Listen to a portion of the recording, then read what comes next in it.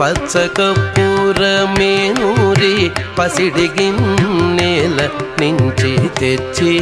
శిరసాదిగా దిగనలది అచ్చరపడి చూడ అందరి కన్నులకింపై అచ్చరపడి చూడ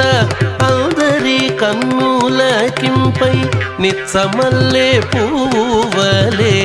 ఇటు తానుండే స్వామిని నిత్సమల్లే పూవలే ఇటు తానుండే స్వామిని కంటి శుక్రవారము గడియలేడింట అంటే అలమేల్ మంగ అంటనుండే